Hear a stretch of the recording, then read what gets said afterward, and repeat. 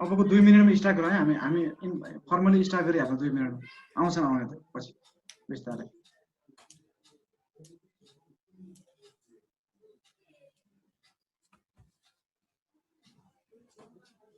ल क्रिस्माले स्टार्ट गर्दै अब स्टार्ट गर्दा हुन्छ है क्रिस्मा 1-2 मिनेट पुरा 2 मिनेट हाम्रो पार्टिसिपेन्टको नामहरु हेर्नु त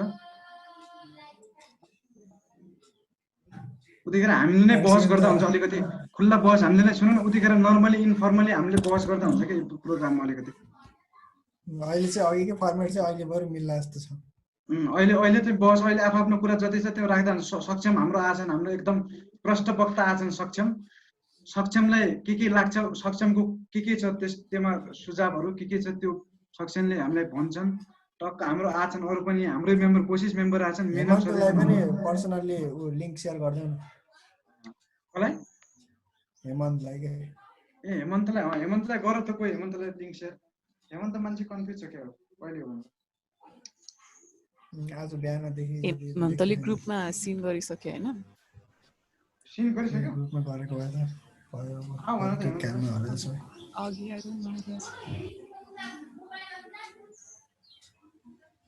धेरै कुराहरु भन्छ फेरि माथि माथि गएर नदेखेको पनि हुन्छ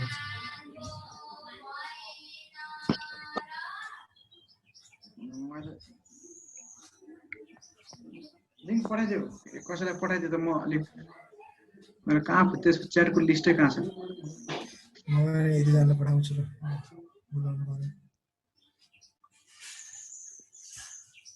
हामी नर्मली उतिखेर टपिक राखिदेऊ न उतिखेर न नर्मली इन्फर्मल टक गरौँ हामीहरु के छ मिनमहरु सक्षमहरु नकुल हामी इन्फर्मल टक गरौँ अहिले आउँछन् बिस्तारै थपिराछन् मान्छेहरु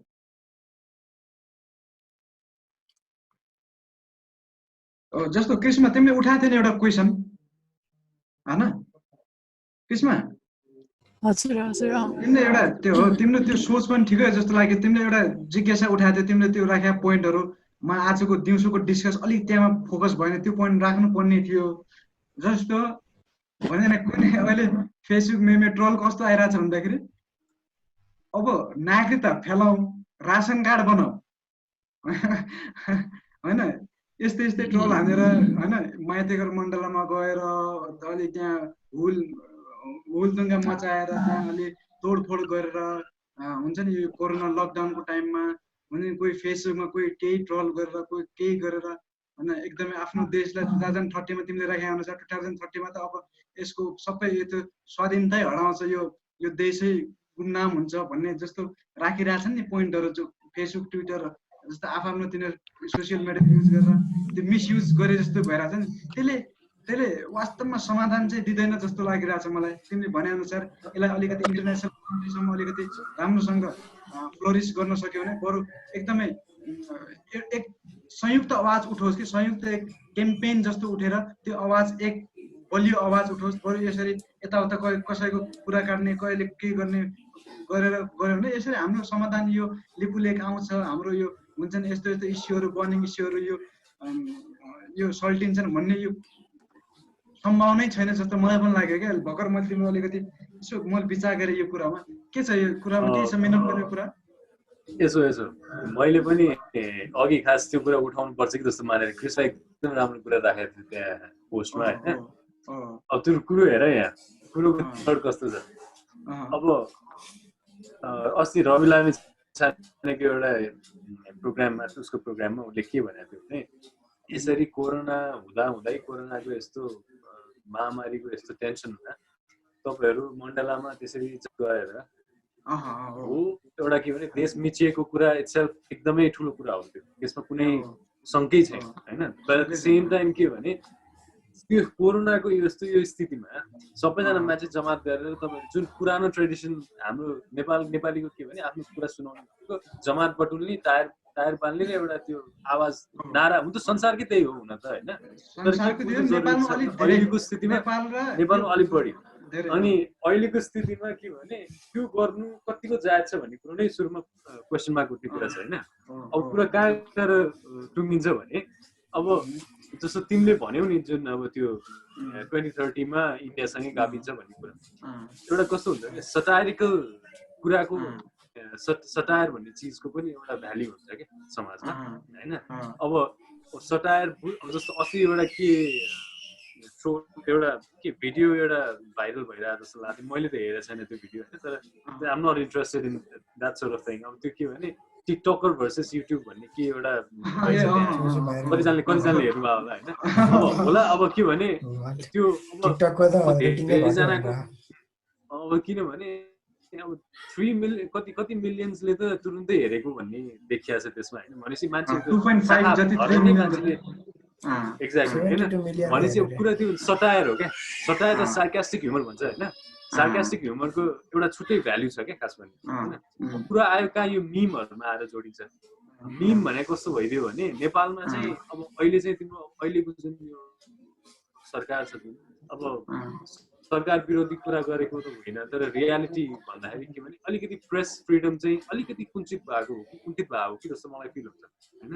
जस्तो एउटा दुइटा इन्स्टेन्सेसहरू चाहिँ अब जुन सटायरिकल हिसाबले कान्तिपुरमा पहिला जुन एउटा आउँथ्यो नि, अब एउटा आर्टको माध्यमबाट मान्छेहरूले सरकारले के गरिरहेछ अथवा नेताहरूले के गरिरहेछन् हाम्रो पेट भएर आएको जस्तो हुन्छ नि, त्यो सार्कास्टिक ह्युमर हो क्या। त्यो दिइरा हुन्थे होइन।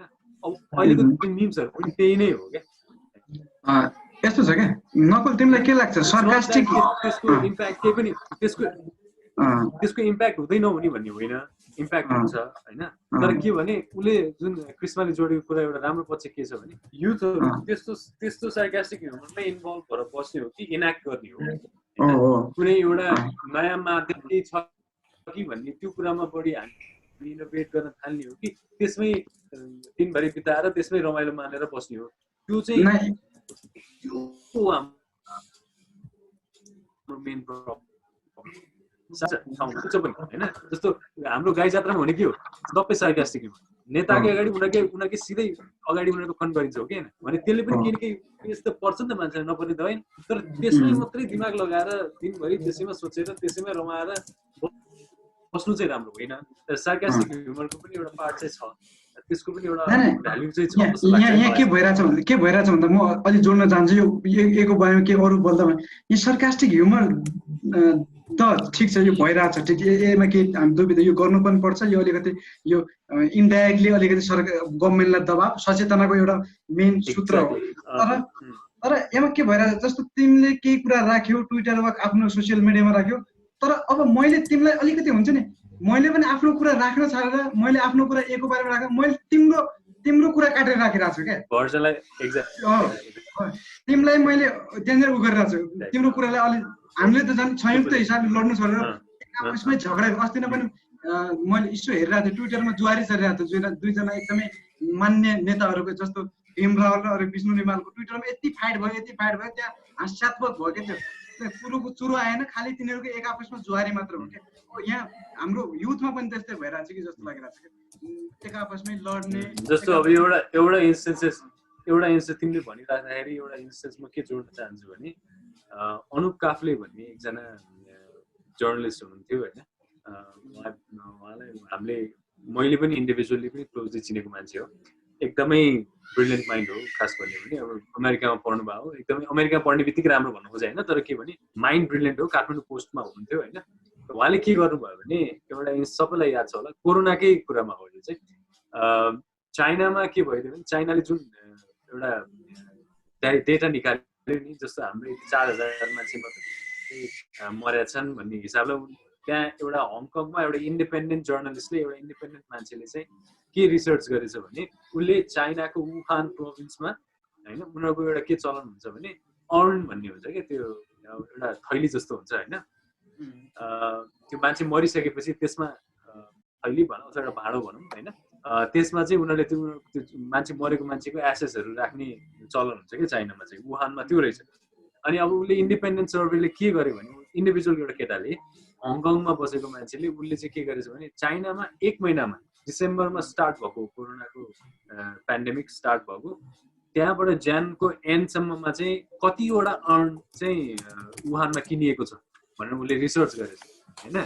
रिसर्च गर्दाखेरि उसले के भने 40,000 प्लस कति भेटिएछ क्या त्यहाँ होइन। भन्नु खोजेको के भने होला अब अरू पनि मान्छेहरू के भने एक्सिडेन्टमा पनि मरेका होलान् अथवा अरू कुनै रोगले पनि मरेका होलान् मान्छेहरू आफ्नो ठाउँमा छन्, तर 1 महिनाको अन्तरालमा 40,000 मान्छे फ्याट्टै मर्नु भनेको त्यहाँ केही न केही सस्पेसन छ भन्ने कुरो भयो त्यहाँ, राइट?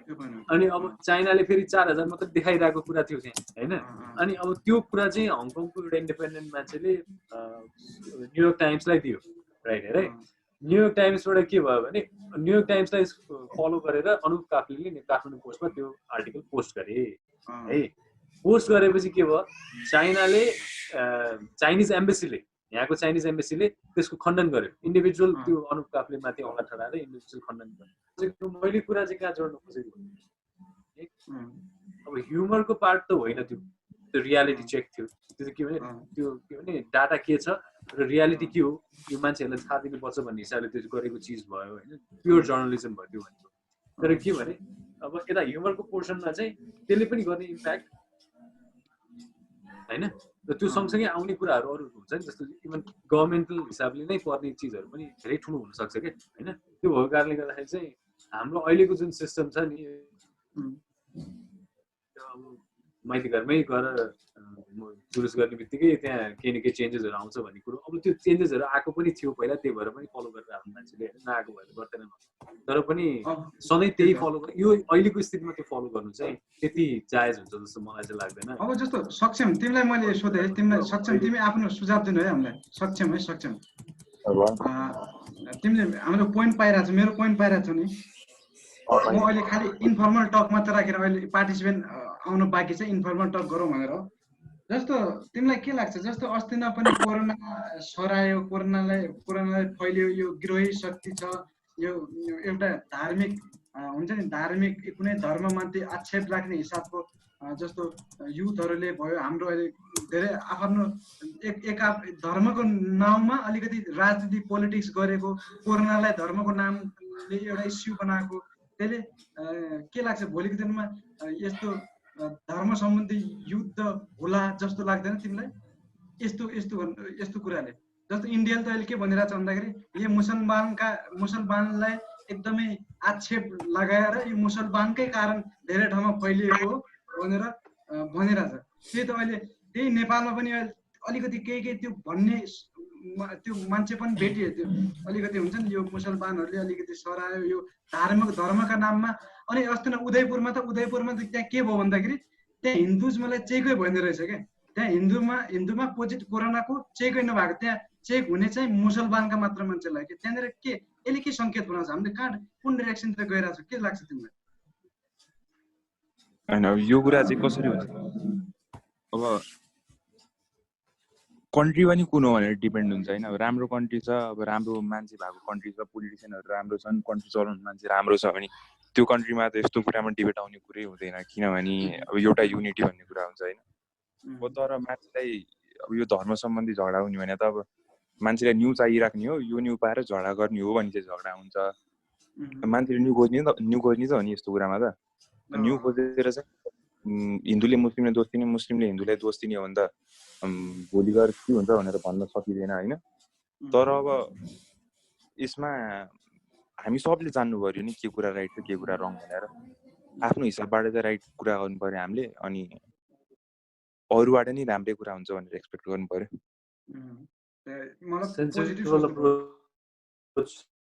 सेन्सिबल अप्रोच नै लिनुपर्छ। साम्प्रदायिक कुरालाई रिलिजियस हिसाबले त्यसरी पढाउनु भनेको चाहिँ राम्रो होइन।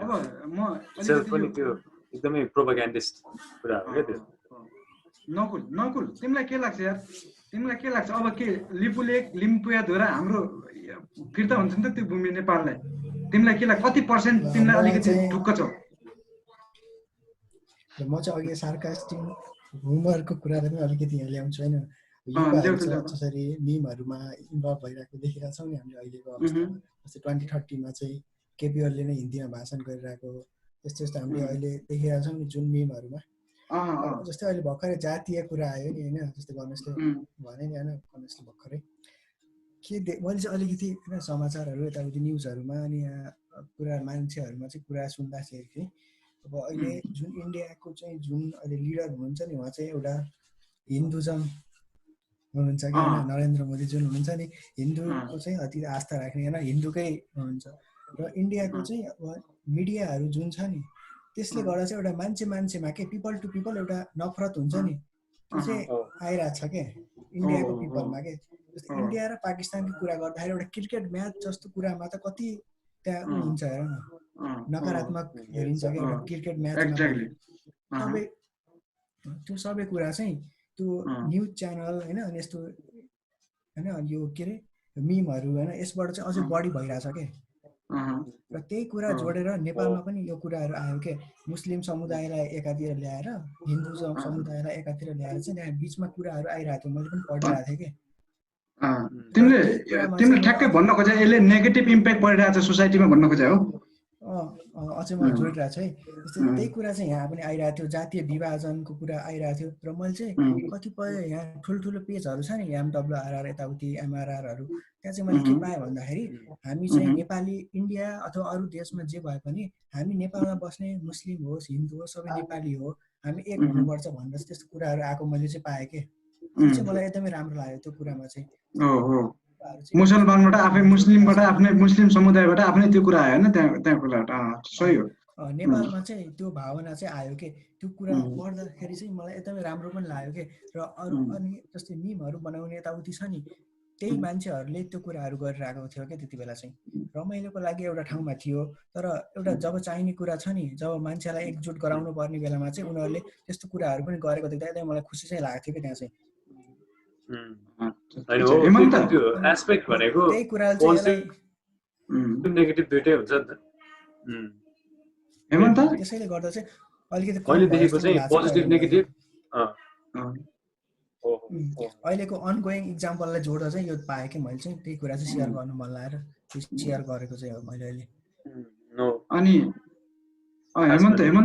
हेमन्त अधिकारी हामीसँग छ तिमीलाई म एउटा क्वेसन सोध्छु हामी अहिले इन्फर्मलै टक गरौँ है हाम्रो सेसन एकदमै स्मुथली गइरहेको छ त्यहाँ केही उयो छैन होइन एकदमै राम्रो राम्रो कुरा सिकिरहेको छ नकुलले राख्यो सक्षमले राख्यो आफ्नो राम्रो कुरा मिनव यहाँ राखिरहेछ म राखिरहेको छु तिमीलाई के लाग्छ अब तिमीलाई यस्तो कुरा धेरै थाहा भएको मान्छे यो सम्बन्धी अलिकति हुन्छ नि तिमी भयो सक्षम भयो एकदम लजिस्टिक पाराले यो कूटनीतिक एकदम पोलिसीमा एकदमै खतरा मान्छे हो तिमीसँग त मैले धेरै अब सँगै बसेर कत्रो प्रोटेस्ट गरेका छौँ कलेज कत्रो सिचुएसन ह्यान्डल गरेका छ हामीहरूले त्यो त अब ठिक छ अब मैले तिमीलाई एकदमै अब त्यो हिसाबले म के सोधेँ भन्दाखेरि के लाग्छ लिम्पुयाधुरा लिपुलेक कालापानी जस्तो यो विवादित क्षेत्र छन् जस्तो मैले भने नि आज अहिले म यस्ता विवादित क्षेत्रलाई नेपालले इन्टरनेसनल कोर्टमा गएर पनि यो यसको मुद्दा मामलामा जित्न सक्ला कि त्यस्तो यथेष्ट प्रमाणहरू दिन सक्लान् के लाग्छ अब यो बोर्डर डिस्प्युटको कुरामा चाहिँ धेरै लामो धेरै पहिलेदेखि कुरा भयो होइन अब यो भनेको अहिले एक्कासी उठ्नुमा नि अब यो एक्कासी अहिले किन उठ्यो कसरी उठ्यो भन्दा नि अब जुन पहिल्यैदेखि एउटा मैले भिडियो देखेको थिएँ भिडियो भन्नाले अब जस्तो देखेको थिएँ होइन केपी ओलीले भनेको मैले पढ्दाखेरिको मैले जुन बेला त्यो स्कुल पढेँ त्यो बेलामा को नक्सामा पनि त्यो लिम्पुयाधुरा लिपुलेक चाहिँ नक्सामा थिएन भनेर एउटा मिम देखेको थिएँ त्यो अब होइन त्यो देखेको थिएँ अब यो भनेको अहिलेको कुरो होइन त्यो भनेको धेरै पहिलेदेखिको कुरो अब यो भनेको यसमा त धेरै डिप पोलिटिक्स इन्भल्भ छ क्या यो राजाको कुरो हो होइन राजाको के पोलिटिक्स हो यसमा चाहिँ सिधै अहिलेको विषयमा एक्कासी यसरी उठेर बोल्दा नि यसमा यो फ्याक्टमा बोल्नुपर्ने कुरो हो खास अब भित्रदेखि के भएको छ त्यो कसैले त थाहा छैन होइन अब एउटा मान्छेले आफ्नो तरिकाले अब राजावादीले अब राजाले बेचेको होइन यो नेताहरूले बेचे भन्छ नेताहरूले अब पोलिटिक्सले अब राजालाई दोष लाउँछ त्यही त हो एउटाले अर्कोले अब आफ्नो त्यो जग्गा लिने भन्दा पनि अब एकअर्कालाई दोष दिने जस्तो जुन चलखेल हुन्छ नि त्यस्तो देखिया छ फ्याक्ट अब जुन अब यो भनेको त्यो मिस्ट्री नै हो क्या अब यदि जग्गा बेच्दा हो कि के थाहा अब त्यो नेपालले नै बेच्दा हो कि त्यो अब नेपालले बेच्दा हो भने लिने भने त मिलेन नि त मिलेन भने अब त्यो अलि त्यो अब आफ्नै कमजोरी भयो त्यो आफूले बेच्दा भने त आफूले बेच्दा होइन भने त आफ्नो ठाउँमा त अब अब त्यो बोल्न सक्न पनि हुन्थ्यो कोही पनि बोलेको छैन नेता ठुलो पदमा भएको मान्छे त कोही पनि बोलेको छैन त्यही त भने म एउटा यो क्वेसन म सबलाई राखेँ म सक्षम कृष्णलाई अलिकति यो कुरामा अलिकति जानकारी अलिकति तिमी बोल है होइन हाम्रो मेन संसद भवनको त्यो छ नि त्यो माइकिङ बोल्ने के भन्छ त्यसलाई म ठ्याक्क नाम के अरे त्यो नाम त्यो नक्सा हेर नि, त्यहाँ नक्सामा पनि लिम्पुवे त्यो पोडियम, सरी म कहाँ ठ्याक्क अहिले त्यो पोडियमको त्यो हुन्छ नि नक्सा, नेपालको नक्सामा पनि त्यो लिम्पुवे र लिपुलेकको त्यो छैन क्या त्यो। अझै हाम्रो पाठ्य पुस्तकमा पनि त्यो नक्सै छैन। अब हामीले कसरी दाबी गर्ने त यो हाम्रो प्लेस हो, यो हाम्रो ठाउँ हो हैन? हामीले लिम्पियाधुरा चाहिँ हो, लिम्पियाधुरा चाहिँ ठ्याक्कै चुच्चो निस्केको पोर्सन छ हैन? लिम्पियाधुरा चाहिँ हो, तर त्यहाँनिर के हुन्छ भन्दाखेरि छैन हाम्रो म्यापमा। कालोपानी इटसेल्फ चाहिँ कुरा कस्तो रहेछ भने नि हैन, सुन म मेरो कुरा राख्छु यसमा चाहिँ एकचोटि। नेपालको नक्सा छ नि, नेपालको नक्सा बनाउने नि इन्डियाले हो रे के। इन्डियाले नेपालको नक्सा, इन्डियाले नेपालको नक्सा बनाउँछ अरे हैन। अनि जब नेपालको नक्सा इन्डियाले बनाउँछ नि, नेपालले त्यो नक्सा लिँदाखेरि नेपालले भेरिफाई नै गर्दैन अरे के, सिधै स्वीकारेर लिन्छ अरे के।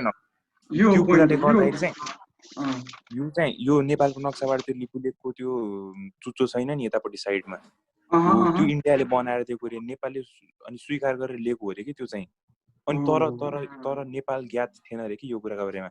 ल यो इन्डियाले लग्यो भनेर चाहिँ नेपालले हस्तान्तरण गरेर चाहिँ लिएको होइन। कति मान्छेले घुस खायो होला होइन, कति मान्छेले घुस खाएर गयो होला त्यो काम, तर त्यो डकुमेन्टेसनमा चाहिँ ल हामीले यो जग्गा बेचेको त्यस्तो भनेर दिएको छैन अरे। हामीसँग प्रुफ चाहिँ के छ अरे भने लिपुलेको मान्छेहरू हाम्रो जुन नक्साको भाग गएको छ नि, त्यहाँको मान्छेहरूले हाम्रो नेपालको चुनावमा भोट गरेको सबै छ अरे के यस्तो कुरा। अनि थप सक्छन् त्यहाँमा के रहेछ भन्दाखेरि सेन्ससमा एउटा पत्रकारले पुरानो दिएको नाम अस्ति न्युज 24 मा थियो, त्यो पत्रकारले त्यहाँ जनगणना गराएर रहेछ कि त्यो टाइममा अति शाखा अधिकृत भएर त्यो टाइममा जनगणना कति 1700 700 कि 800 जना त्यहाँले तिरो पनि तिरेको थियो त्यहाँ नेपालको जमिनको तिरो तिर्ने कि त्यहाँ भन्दाखेरि त्यो चाहिँ एउटा यथेष्ट प्रमाण चाहिँ हो। उहाँको ट्याक्स तिरेको, तिनीहरूले भोट गरेको सबै डकुमेन्टहरू सबै छ अरे नेपालसँग। जो हामीले चाहिँ अहिले एकदम गर्नुपर्ने त्यो जग्गा हामीले त्यो हाम्रो त्यो भूभाग हामीले पाउनलाई चाहिँ हामीसँग हरेक प्रुफ छ, इन्डियासँग चाहिँ कुनै पनि प्रुफ छैन होइन। तर अब कुरा केमा आउँछ भने हाम्रै कमजोरीमा आउँछ यो कुरा। हामी कतिसम्म भने अब हामीलाई इन्डियाले एकचोटि नाकाबन्दी गरिदियो भने हामी बाँच्नै गाह्रो हुन्छ कि नेपाललाई। जति नै सुके हामी आफै बाँच्न सक्छौँ भनेर भन्यो भने धेरै तेल आउने, पेट्रोल आउने, सबै कच्चा पदार्थ आउने, यो त्यो आउने चाइना र इन्डियाबाट हो। अनि यो बाटो मिलाउनेमा चाहिँ चाइना र इन्डिया दुईजना मिलेर नेपालको त्यो जग्गा लिएको के बाटो बनाउनको लागि। अनि अब ल हामी त अब यो कुरामा चाहिँ लड्यौँ भने हामीलाई नै घाटा पर्छ भनेर भन्ने कुरा हुन्छ। अनि त्यसैले पनि अब हामी राइट छौँ भनेर हामीलाई थाहा छ, हामीले त्यो जग्गा फिर्ता ल्याउन नै मिल्छ। तर हाम्रो कमजोरीले गर्दाखेरि चाहिँ अब हामीलाई गाह्रो हुन्छ। ल ठिक छ, यही क्वेसन हाम्रो भाइबाट सुन्न चाहन्छु, उपेन्द्र भाइबाट सुन्न चाहन्छु। तिम्रो के छ भाइ यसकोमा, के राय छ तिम्रो? मलाई लाग्छ यो के अरे कोरोनाको समयमा गर्नु, बाहिर गएर आन्दोलन गर्नु त्यो चाहिँ एकदमै बेकारै हो। प्रमाण छ हामीसँग, जनगणना गरेको सबै प्रमाणहरू छ, के अरे जिउँदा प्रमाणहरू मान्छेहरू त्यहाँ गएर गरेको मान्छेहरू नि छन्। हामीसँग इतिहास छ, त्यो के अरे सन्धिका धाराहरूमा नै हामी त्यो प्रश्न भनेको छ, के अरे काली नदी यताकोबाट मुहान होइन, मेन मुहान उता हो, यता आएको मुहान छ। इन्डियाले एउटा सानो खोलालाई मेन नदी नै बनाएर त्यसलाई चाहिँ मेन बनाएको भनेको, तर त्यो चाहिँ हामीलाई थाहा छ कि त्यो हामीसँग प्रुफहरू छ। मात्र भन्नु पर्यो भनेको चाहिँ सरकारले बेला बेला बोलिरहनु पर्यो। हुन त सरकारले नि गराएको नक्सा जारी गर्न फिक्स भइसक्यो, मन्त्री वर्ष नआएछ, आजको न्युजमा पनि आएको छ होइन। त्यही भएर चाहिँ यो इस्यु चाहिँ हो होइन, इस्यु चाहिँ हामीले मान्नुपर्छ होइन। यो नेपाल ठाउँ मात्र होइन, यहाँ मात्र होइन, के अरे यो दक्षिण बोर्डरतिर धेरै ठाउँतिर पनि त्यस्तो ओगटिरहेको छ। मेन चाहिँ सरकारले चाहिँ हामीले बोलिरहेको भन्दा नि सरकारले चाहिँ प्रत्येक समयमा अथवा कहीँ भिजिट हुन्छ, केही मिटिङ हुन्छ, त्यसमा चाहिँ राखिरहनु पर्यो क्या। इन्डियाले हाम्रो पनि चाहँदैन, राम्रो चाहँदैन, त्यो बेग्लै कुरा छ होइन। तर नराम्रो चाहेर पनि गर्न सक्दैन क्या। इन्डिया पनि के भरमा हेर्नु पर्यो भने होइन, त्यस्तो नेपालले त्यस्तो केही गर्न नि सक्दैन, आफै नि हेर्नु पर्यो नि। इन्डियाको हाइएस्ट पोस्टमा, मिलिटरी पोस्टमा नेपालको 70,000 मिलिटरीहरू काम गरिरहेको छन्। के अरे यस्तो कुरा, यस्तो टप पोइन्टहरू आयो भने, यदि यस्तो पनि सिचुएसन आयो भने पनि होइन, इन्डियाले चाहेर पनि केही गर्न सक्दैन होइन। तर गर्न नि दिइरहेको छैन, तर त्यस्तो नराम्रो नि गर्न सक्दैन क्या। ट्र्याप ग्यापमा बिचमा यसलाई यतिकै झुलाइराख्ने यतिकै लैराख्ने यतिकै झुलाइ तर त्यसो भइरहेको छ। तर यतिकै नै त्यसले पनि अब त्यसो यति ठुलो कन्ट्रीमा त्यस्तो खतरा मान्छेहरू त्यत्रो पपुलेसन चाहिँ खतरा मान्छेहरू त धेरै नै हुन्छन् हैन। तिनीहरूको प्लान एन्ड पोलिसी यहाँ भएको मेम्बरहरूलाई म अलिकति मैले जानकारी के दिन चाहन्छु भने अलिकति म 2 मिनेट बोल्छु है। खास हाम्रो प्रोग्राम 2-3 दिन यसै इन्फर्मल टक मात्र थियो, खालि एउटा टपिक हो, त्यो टपिक भित्र बसेर सब स्किल सेसन जस्तै हुन्छन् अहिलेको बर्निङ इस्युमा कुरा गरौँ। यसलाई पछि अलिकति परिमार्जन गरेर यसलाई हामी जस्तो तिम्रो एउटा एक्सटेम्पर स्पिच भन्ने हुन्छ के अर्को एउटा टेबल टक भन्ने हुन्छ, सर्टेन टाइम लिमिट सर्टेन सबैलाई इनरोलमेन्ट गरेर त्यस्तो एउटा कम्पिटिसन टाइपको प्रोग्राम पनि राख्न खोजिरहेको छौँ। अनि रिसर्च पर्सनको रूपमा अब आइरहेछन् जस्तो रिसर्च पर्सन पनि बोलाउने बिचमा यसलाई अझै यो सेसनलाई अलिक एकास्टिक रूपमा पनि जस्तो एकास्टिक डे भयो, गाना गाउने पोएट्री साइटेसन भन्ने कम्पिटिसन छ हामीले बिचमा। अब भोलि पर्सि आज त हाम्रो लास्ट इन्फर्मल सेसन हो, भोलि पर्सिदेखि यो अलिकति भने नि टेक्निकल वाइज जान्छ हैन। यो हुन्छ अलिकति कम्पिटिसन जस्तो पनि अलिकति सबले इनरोलमेन्ट हुने टाइपको अलिकति के हुन्छ नि रमाइलो खालको पनि हुन्छ। सबैले यहाँ जे पनि गर्न पाइने जस्तो पोएम रिसाइटेसन भयो, जोक्स रिसाइटेसन भयो, अनि तिम्रो यो सिङ्गिङ एकास्टिक डे यस्ता प्रोग्रामहरू कन्डक्ट गरिरहेको छ। अन्तिम day final day research person आउँछन्। Research person is a very good guy, एकदमै खतरा मान्छे हो, अहिलेको इन्टरनेसनल अवार्ड विनर पनि। म मिनमलाई अलिकति भनिदिएँ उसको बारेमा, उसले मिनमलाई कतिको थाहा छ। एउटा प्रोफेसर आउँदैन चाहिँ उहाँसँग मेरो अलिक कुरा भइरहेको छ। प्रोफेसर चाहिँ लामो समयसम्म अमेरिकामा कम्प्युटर सिस्टममै काम गरेर नेपालमा पनि उहाँले 7-8 वर्ष कम्प्युटरमा अलिकति यस्तै जस्तो टेलिकम्युनिकेसनमा काम गरेर उहाँले एकदमै योगदान दिनुभएको छ। उहाँलाई पनि बोलाएको छु मैले। अनि एकजना हाम्रो मोस्ट पब्लिक स्पिकर, पब्लिक खत्रै एउटा हुन्छ नि एकदमै अवार्ड सब ठाउँमा पुगेर अवार्ड जितेको हामी जस्तै युवा 26-27 वर्षको युवा हैन, अब्दुस मिया भन्ने मान्छे मेरो कन्ट्याक्टमा आएको छ। उहाँले भन्नुभएको छ म आउँछु तपाईँको कार्यक्रममा, मलाई कहिले हो यसको फर्मेट दिनु भन्नुभएको छ। एकदमै खतरा डाइनामिक फेलो भन्दा भन्दै ऊ सफ्टवेयर इन्जिनियर पनि हो, उसको आफ्नै सफ्टवेयर कम्पनी छ यहाँ काठमाडौँ कुन रे क्वान्टेरिया सफ्टवेयर कम्पनी सम्झिनु उसको छ। त्यो सफ्टवेयर कम्पनीको एउटा एन्टरप्रेनर पनि हेड पनि हो त्यो मान्छे। अनि एउटा युथ डेभलपमेन्टको एउटा लिडर प्रेसिडेन्ट पनि, युथ डेभलपमेन्ट नेपालको प्रेसिडेन्ट पनि हो। ऊ जस्तो मान्छेहरू आइरहेछन्। हाम्रो कलेजबाट पनि प्रिन्सिपललाई बोलाएर अब हामीले अब सक्षम यहीँ छ क्या हो, हेमन्त अधिकारी यहीँ छ, हामी त टुवा पढाएको छ प्रिन्सिपलहरू। अब नर्मली के हामी पहिला जसरी आवाज उठाउँथ्यौँ कलेजमा भएको बेला केही गडबडी भएको छ, केही कलेजले केही दिइरहेको छैन, के जस्तो अहिले बिहानको सोनम सरको क्लास पनि यो क्रिस्माको इनिसिएसन भइरहेको क्लास हो।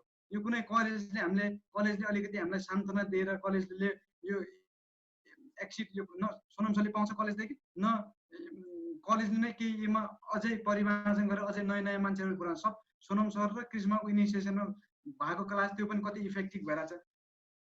तर यो टाइममा कलेज किन अरू जस्तो केहीले पनि आफ्नो कुराहरू दिइरहेछ, अरू कलेजहरूले पनि आफ्नो दिइरहेछ। हामीलाई यति ग्याप भइसक्यो तर कलेजले के हेरेकै छैन, कलेजले के हुन्छ नि यसको अब आगामी दिनहरूमा कसरी चल्ने बित्दै, किनकि हाम्रो त अब केरियरमा यहीँ ठप्पा लाग्ने जस्तो भयो। अब कसरी चल्ने एजुकेसन इक्जामै गर्ने इभन कि हाम्रो प्रिन्सिपल एकाउन्टको अध्यक्ष उसको त धेरै प्रिन्सिपलको मिटिङ धेरै भएर हुन्छ कि त्यस्तो कुरामा। तर हामीले प्रिन्सिपलसँग बुझ्नु पाउनु पर्यो क्या। अब हाम्रो के हो त रणनीति स्ट्राटेजी के हो त यहाँ। अब म देखिरहेको छु हामीसँग मसँग एकदमै सहकार्य गर्ने साथीहरू सक्षम हेमन्त देखिरहेको छौँ।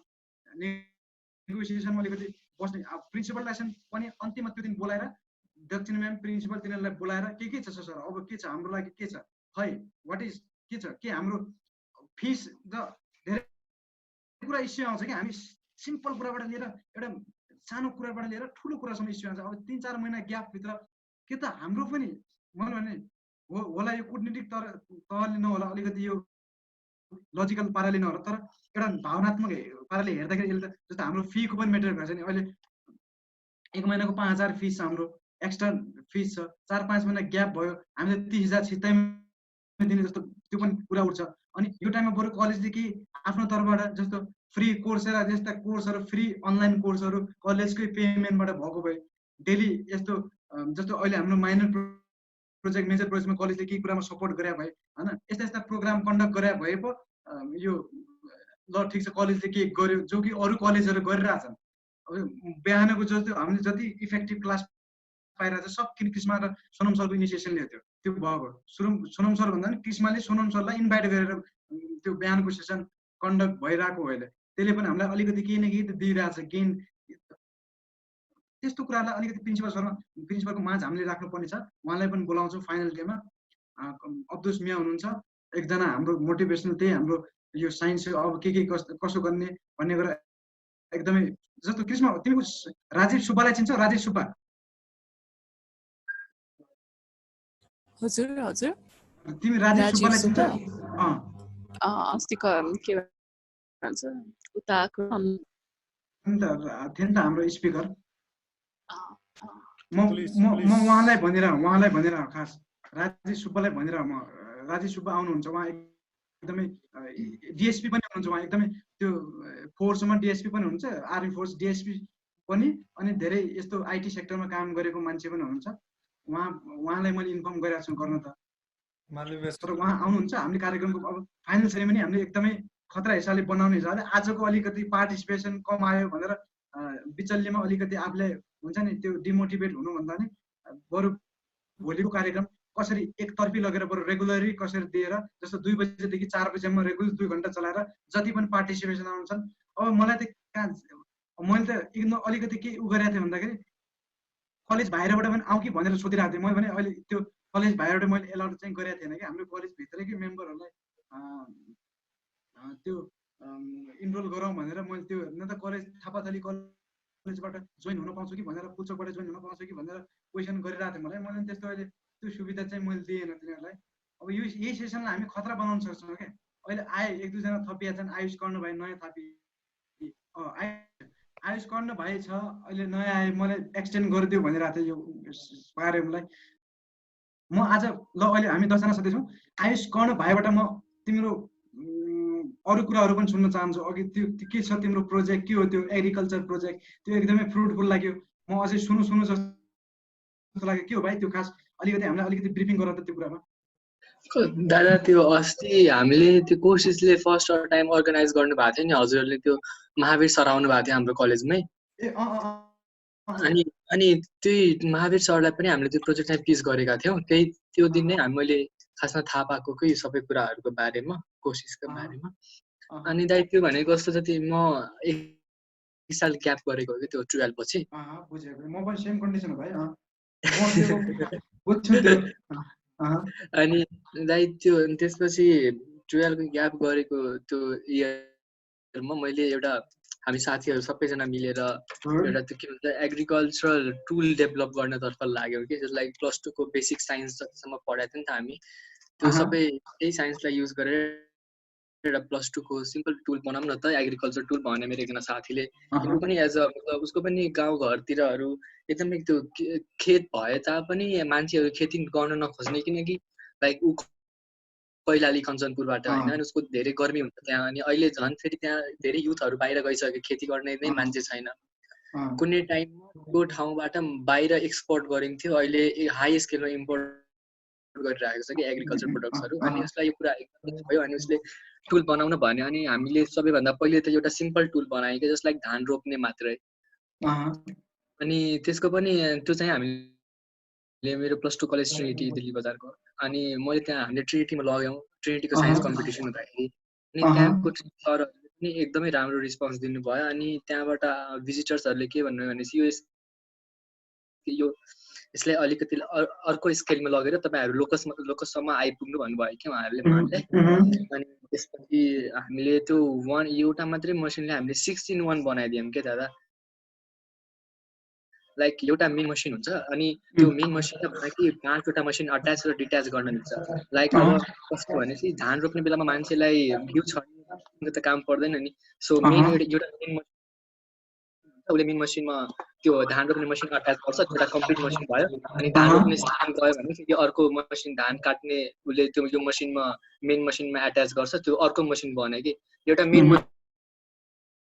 लाइक ट्र्याक्टर पछाडि हुन्छ नि ट्रेलर एड गर्यो हटायो त्यस्तो टाइपको। भाइ त्यो प्रोटोटाइप कलेजमा देखाए तिमीले त्यो बारेमा कलेजमा के कन्सल्ट गर्यौ? कलेजमा त दाइ त्यो यति धेरै बल्की छ के त्यो, त्यसलाई हामीले कतै मतलब हामीले त्यसलाई पुल्चोक लैजाने बेला पनि त्यो के भन्छ हामी त्यो पिकअप बुक गर्नु परेको थियो कि त्यो प्रोजेक्टलाई यताउति लैजान। तिमीसँग त्यो अहिले छ, तिमीसँग अहिले छ त्यो एकदमै कामलाई अलिकति युजमै छ त्यो अहिले तिमी त्यो त्यसको 7 महिनादेखि त हामीले युज गर्न सकेको छैन। मैले यो सगरमाथा जोइन गरेदेखि चाहिँ युज गर्न सकेको छैन, बट ऊ मेरो घर बाहिर राखिरहेको। हामीले त एउटा कम्पनी पनि रजिस्टर गराइसकेको छ यसको नामले। के रे नाम? हामीले नाम भाका राखेको छ, VACA, vision a change in agriculture. Mahavir Pun सरले के रिस्पोन्स दिनु पर्यो? उहाँ त यति एक्साइटेड हुनुभएको थियो नि दादा, लाइक त्यहाँ जतिखेर अडियन्स इन्टरेक्सन भएको थियो नि, अनि सेकेन्डमा क्वेसन सोध्दै म त्यो भूपेन दाइ पछि क्वेसन सोध्दै म अनि सेकेन्डमा चाहिँ मेरो क्वेसन नै थियो। अनि सो नवीन दादा हुनुहुन्थ्यो, अनि त्यहाँपछि दादाले नै सोधेर उपेन्द्र पनि थियो, सबैजना दादालेहरूले सोधेर पर्मिसन लिएर हामी महावीर सर कहाँ गएको। हामीले त्यो दिन ल्यापटप लिएर आएका थियौँ कि हामीलाई थाहा थियो कि महावीर सर आउँदै हुनुहुन्छ भनेर। अनि लोकसमा जुन डेमोन्स्ट्रेसन हामीले गऱ्यौँ नि दादा उहाँहरूलाई, अनि त्यसकै भिडियो रेकर्ड गरेर राखेको छ, किनकि त्यो मसिन यति बल्की छ कतै लैजान ओसार पोसार गर्न महँगो पर्छ कि, लाइक त्यो हुन्छ नि पिकअपै चाहिन्छ क्या त्यसलाई।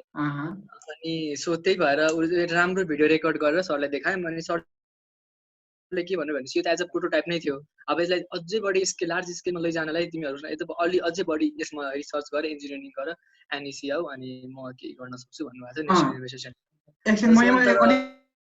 जोड्न चाहे है, एकछिन जोड्न चाहे है, ल ठिक छ। एकदम तिमीलाई अब हुन्छ नि, अब तिम्रो साथीको एउटा ग्रुप होला, एउटा सर्टेन 4-5 जनाको मेम्बर होला, तर अलिकति तिमीलाई के पनि फिडब्याक चाहिन्छ, अलिकति तिमीलाई सहयोग किन चाहिन्छ, के चाहिन्छ भन्दाखेरि अलि कसैले एउटा ठुलो रिसर्च भएको अर्गनाइजेसनले तिमीलाई हेल्प गरिदियो भने त्यो प्रोटोटाइप तिमीले जे बनाएको छौ त्यसलाई अलि सबै ठाउँमा पुग्नलाई अलिकति हुन्छ नि, त्यो छिटै फ्लरिस त्यसको एकदमै छिटै त्यो हुन्छ। ठिक छ, आज अब त्यो कुरा उठ्छ, त्यो कुरा हामी त्यो गहन रूपमा लिन्छौँ। हाम्रो यहाँ 10 जनाले सबै बुझिसकेको छ त्यो कुरा। अब यो कुराहरू आजको हाम्रो यो सेसनलाई हामीले युट्युबमा राख्ने एउटा प्रयत्न गरिरहेछौँ। यो सेसनलाई युट्युबमा राख्नको लागि अब हामीले मेन टपिक मेन फ्रेममा अब यसलाई कन्क्लुड गरेर हामी आजको सेसन यही इन्ड गर्दा अलि राम्रो होला। अलिकति अब कन्क्लुजनमा म यहाँ जति पनि उपस्थित छन् सबैलाई आफ्नो तर्फबाट के कन्क्लुजन लाग्छ अघिको टपिकमा, जस्तो अघिको टपिकमा हामीले जे बोलेका थियौँ त्यो कुरामा अलिकति राम्रोसँग कन्क्लुजन राखेर हामी आज इन्ड अफ नेक्स्ट सेसनहरूमा हामी यसै गरी अलिकति परिमार्जित गरेर अलिकति यसलाई मोडिफाइड गरेर राम्रोसँग कन्डक्ट गरौँला।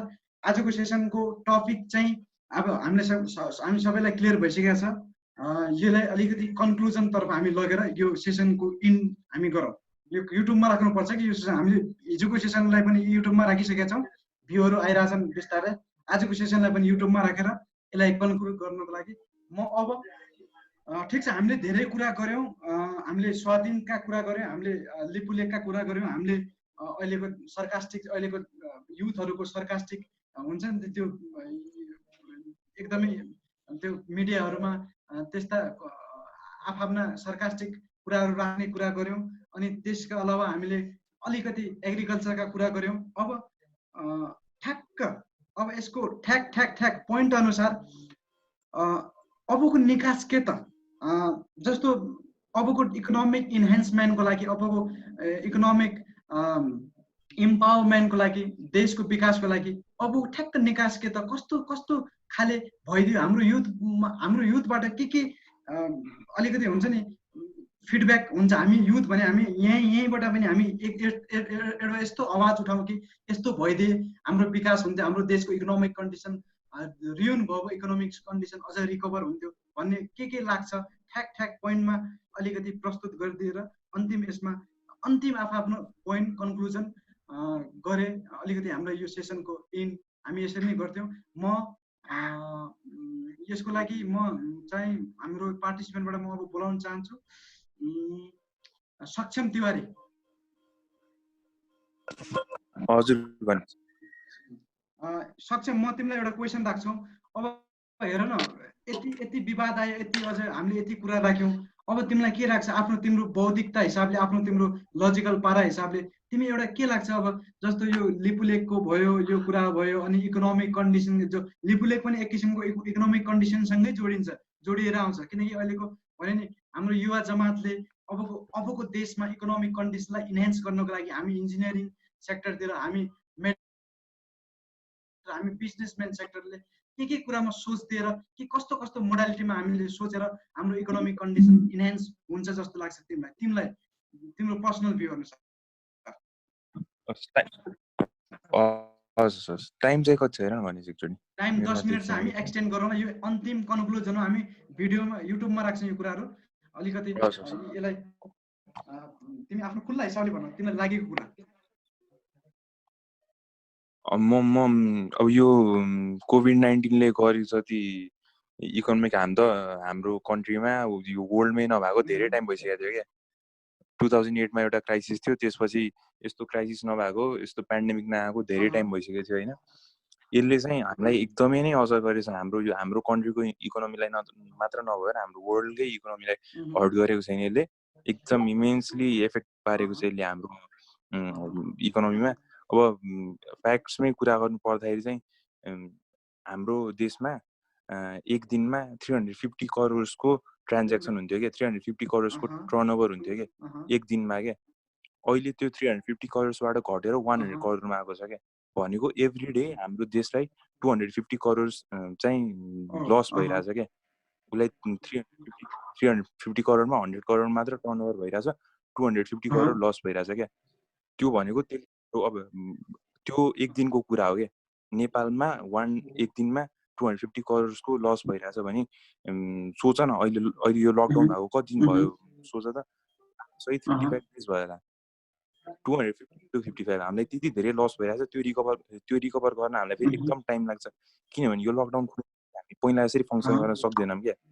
अब फेरि किनभने हाम्रो एउटा कन्ट्री मात्र यस्तो पेन्डेमिकले इफेक्ट भएको भए अरू कन्ट्रीसँग हामीले हेल्प लिन मिल्थ्यो, अरू कन्ट्रीले हामीलाई हेल्प गर्थ्यो होला होइन। तर कुरा के छ भने सबै कन्ट्रीमा छ, नेपालमा भन्दा अरू कन्ट्रीलाई धेरै भएको छ। हेर चाइनालाई कति इफेक्ट गरेको छ, इन्डियामा नि त्यस्तो होइन। अरू कन्ट्रीले हेर्दाखेरि पनि पहिला आफ्नो मान्छेलाई हेर्छ, अनि बल्ल अर्कोलाई हेल्प गर्नु पऱ्यो नि आफ्नो नेबर्सलाई हेल्प गर्ला। उनीहरूलाई आफ्नो कन्ट्रीबाट रिकभर हुन छ, हामीलाई पनि पहिला आफूलाई रिकभर गर्नलाई हामी एक्लैले फेरि हामीलाई गाह्रो पर्छ यस्तो कुरामा होइन, किनभने रिस्क। अनि अर्को मेन कुरा हाम्रो के भएको छ भने एकदम इम्पोर्टेन्ट चाहिँ अनइम्प्लोइमेन्ट एकदम बढेको छ क्या। अब टाइमसम्म अलि टाइम अझै यस्तो भइराख्ने हो भने भोलि पनि हुनसक्छ अरे। लगभग 50 लाखजना मान्छेलाई चाहिँ इम्प्लोइमेन्ट दिनुपर्छ अरे क्या यो उसबाट चाहिँ नर्मल फेजमा आउन लागि। किनभने बाहिरको देशबाट पनि सबले मान्छेलाई नेपाल फर्काइदिएको छ, इन्डियाबाट पनि मान्छेहरू नेपाल आएको छन्, नेपालीहरू सबै आफ्नो देश फर्केर आएको छन्। अनि यहाँ बस्यो भने फेरि रोजगार छैन, फेरि कसरी दिने त सबैलाई एउटै सबैले इम्प्लोइमेन्ट होइन। इम्प्लोइमेन्टलाई पनि कम्पनीहरू भएको भए सजिलो हुन्थ्यो। तर कुरा के छ भने बिजनेसहरू सब चाहिँ जेरो रेभिन्यूमा रन गरिरहेछ क्या। बिजनेसहरूको रेभिन्यू छैन क्या, नेगेटिभ रेभिन्यू छ क्या। उल्टै उनीहरूको अब ऋण होला के होला होइन, त्यसले गर्दाखेरि नेगेटिभ रेभिन्यूमा चलिरहेछ, इन्कमै छैन, अनइम्प्लोइमेन्ट छ, कसैसँग इन्कम छैन। मेन चाहिँ अब यसबाट प्रब्लमहरू धेरै छ। यो त हामीले थाहा पाउने भनेको त एकदम थोरै प्रब्लम मात्र होइन, यस्तो प्रब्लम धेरै छ। अब यसबाट निस्केर आउनलाई चाहिँ अब हामीले के गर्नुपर्छ भने एकदम मेन कुरा चाहिँ मेरो पोइन्ट अफ भ्यूबाट चाहिँ हामीले हाम्रो लोकल प्रडक्ट प्रमोट गर्नुपर्छ। एकदम यो चाहिँ एकदम इम्पोर्टेन्ट होइन। हामीले हाम्रो कन्ट्रीलाई चाहिँ सपोर्ट गर्नको लागि लोकल प्रडक्टलाई चाहिँ एकदमै हामीले सपोर्ट गर्नुपर्छ र प्रमोट गर्नुपर्छ। हामीले आफूले मात्र नभएर अब आफ्नो साथीभाइहरू भयो होइन, सबैलाई चाहिँ के भन्नुपर्छ नि, हामीले चाहिँ हाम्रो कन्ट्रीलाई यसबाट जोगाउनको लागि चाहिँ हाम्रो लोकल प्रडक्टहरू युज गर्नुपर्छ भनेर भन्नुपर्छ। अनि अर्को मेन कुरा चाहिँ हामीले यसबाट मेन यो पेन्डिङबाट एकदम थाहा भएको मेन चाहिँ बिजनेस पोइन्ट अफ भ्यूले चाहिँ एकदम थाहा भएको एउटा मेन ऊ चाहिँ के भने डिजिटल प्लेटफर्म चाहिँ हामीले एकदमै हामीले त्यसमा चाहिँ फोकस गरेको छैनौँ। डिजिटल प्लेटफर्ममा चाहिँ एकदमै फोकस गर्नुपर्छ। डिजिटल प्लेटफर्म अनि डिजिटल इकोनोमी भयो नि, त्यो बिना चाहिँ अब फेरि अर्को यस्तो पेन्डेमिक भयो भने हामी अर्को पेन्डेमिकमा चाहिँ यसरी यो बिना चाहिँ हामी अगाडि बढ्न सक्दैनौँ क्या। हामीले यो यसबाट सिक्नुपर्ने भनेको कुरा चाहिँ हामीले लोकल प्रडक्टलाई चाहिँ इन्हान्स गर्नुपर्छ र हामीले सबै बिजनेसलाई चाहिँ डिजिटलाइज गर्नुपर्छ। जुनसुकै बिजनेस हो डिजिटलाइज चाहिँ गर्नुपर्छ। अब डिजिटल मार्केटिङ गर्ने एउटा तरिका अहिले हेर न, सबै कुरा चाहिँ डिजिटलाइज भइरहेको छ होइन। 2-3 वर्ष डिजिटल मार्केटले चाहिँ डिजिटल मार्केट चाहिँ ट्रिलियन डलर जुमैको कुरा गरौँ न हामी भन्नाले त्यहाँ केही कुराको खाँचो छैन क्या अनि कुनै पनि बिजनेस यदि डिजिटलाइज हुन्छ भने ऊ चाहिँ कुनै एउटा काउन्ट्रीभित्र बस्दैन कि भन्नाले नेपालमै मात्र हुन्छ यो काम भनेर भन्ने मिल्दैन कि कुनै एउटा पसल डिजिटलाइज भयो अरे होइन कुनै एउटा बिजनेस डिजिटलाइज भयो नि त्यो डिजिटलाइजेसन त ग्लोबल्ली हुन्छ नि त भनेपछि हाम्रो रेभिन्यू आउने तरिका धेरै भयो क्या अब यदि हामी डिजिटलाइज छैनौँ एउटा ठाउँमा मात्र लोकली मात्र छौँ भने त्यहाँबाट चाहिँ हामीलाई गाह्रो हुन्छ हामीले मेन चिज पर्ने भनेको चाहिँ आइटीको इम्पोर्टेन्स थाहा पाउनुपर्छ हामीले होइन कम्प्युटरहरू अब यस्तो सबैको इम्पोर्टेन्स चाहिँ थाहा पाउनुपर्छ अनि पछि बिजनेसलाई डिजिटलाइज गर्नुपर्छ अनि हामी एकदम अप्टिमिस्टिक हुनुपर्छ भनेर भन्छु म चाहिँ हस् सक्षम एकदमै धन्यवाद एकदमै मैले भने नि पहिल्यैदेखि मैले तिमीलाई गरिसकेको तिमी एकदमै लजिकल फ्याक्टमा कुरा गर्छौ कहिले पनि अहिले तिमीले डाटा दियो 3.5 कति 350 करोडको डाटा दियो जो तिमी एकदम लजिकल फ्याक्टमा कुरा गर्छौ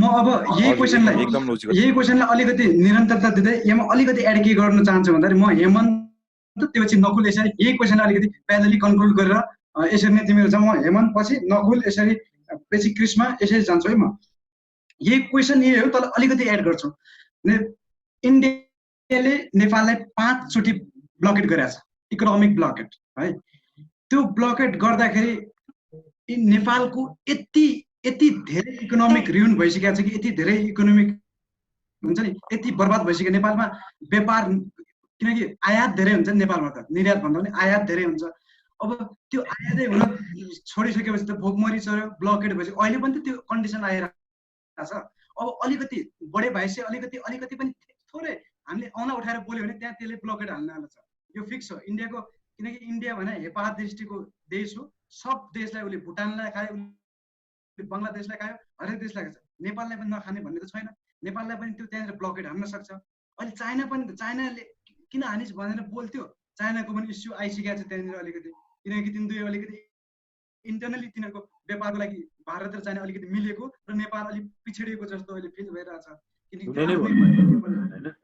यो कुरालाई पनि अलिकति यसले के हामीले भोलिको दिन 5 चोटि ब्लकेट गर्दा अब 6औं 7औं चोटि ब्लकेट गर्दा हाम्रो हालत के हुने अहिले कोरोनाले कन्डिसन झनै बर्बाद पारेको छ अब त भोकमरी होइन कि अब मान्छेहरू यो कोरोनाको कहर भन्दा भोकले मर्ने अवस्था आयो भने होइन यसलाई हटाउनको लागि यसलाई केही समयपछि यसलाई निर्मूलीकरण गर्नको लागि तिमीहरूको दिमागमा के कदम छ हेमन्त अधिकारीबाट म सोध्न त यो पछि यही क्वेसनको निरन्तरता म नकुल हुँदै अन्तिममा मिनपबाट टुङ्ग्याउन चाहन्छु क्रिस्मा नकुल उपेन्द्र भाइ अन्तिममा हाम्रो मिनपबाट यही क्वेसन है यही फ्रेमवर्कमा बसेर यो बिचमा केही तर्कहरू छन् है अलिकति त्यो आफ्नो तर्क राखेर हुन्छ तर मेरो क्वेसनको फ्रेमवर्क चाहिँ यति नै हो मिलिट्रीकै कुरा गरौँ भने होइन अब मिलिट्री नेपालसँग कम्पेयर गर्न मिल्दैन इन्डियाको त्यो अवस्थामा अब इन्डियाले केही कुरा भन्यो र नेपालले नमान्दाखेरि चाहिँ अझैसम्म प्रिभियस कुराहरू हेर्दा चाहिँ नेपाल नै पछि सर्नु परेको देखिन्छ कि जस्तै अब पहिलादेखि नै अब कतिपय भित्री कुराहरू फरक हुनसक्छ होइन अब नेताहरूकै गल्ती पनि हुनसक्छ अब त्यो कुरा अहिले यहाँ नल्याउँ तर नर्मल्ली बाहिरबाट हेर्दा चाहिँ नेपाल नै पछि पर्नु परेको छ अब त्यसरी हेर्दाखेरि अब अस्ति भर्खरै सानो एउटा पोलिटिकल अब सानो पनि नभन्दा एउटा पोलिटिकल इस्युले नै नेपालमा ब्लकेज भएकै हो अब त्यही अवस्थामा अहिले चाहिँ नेपालले अब आफ्नो भूमिलाई नै क्लेम गरेर मेरै हो भनेर भन्दा पनि अब इन्डियाले चाहिँ एउटा होइन आर्टिफिसियल भनौँ न एउटा नदी बनाएर त्यो नदी नै कालीको मुहान हो मेन नदी भनेकै त्यही हो त्योभन्दा उता इन्डिया यता उता नेपाल भनेर चाहिँ भनिसकेको छ त्यो अब आफ्नो सिधै विज्ञप्तिमा के भन्दैछ भने यो इन्डियाकै भूमि हो नेपालसँग चाहिँ हामी अब कोरोना यो कोभिड-19 को अन्त्य भएपछि मात्र फेरि बैठक गरौँला भनेर चाहिँ एउटा नर्मल के त्यस्तै मेसेज दिएछ अहिले अब त्यसको गर्दाखेरि चाहिँ अब नेपालसँग इन्डियाले सजिलै मान्छ भन्ने देखिन्न अब नेपालले चाहिँ अब इन्टरनेसनल कोर्टमा जाने भन्ने कुरा पनि अघि आयो अब त्यो कतिसम्म मिल्छ कि मिल्दैन भन्ने पनि हुन्छ अब नेपाललाई चाहिँ इन्डियाले एउटा जालमा राखिसकेछ कि कतिपय ट्रिटीहरू साइन गरिसकेछ जुन चाहिँ अब अहिलेको जेनेरेसनलाई थाहा पनि छैन अब अस्ति नाकाबन्दी कुरा गर्दाखेरि हामीले चाहिँ नाकाबन्दी भोगेको थियौँ कि पहिला चाहिँ अब यो जेनेरेसनले चाहिँ भोगेको रहन्छ तर अब भर्खरै थाहा भयो नि त यो जेनेरेसनलाई नाकाबन्दीको बारेमा अब त्यही भएर अब यस्ता कुराहरू हुन्न भन्न सकिन्न।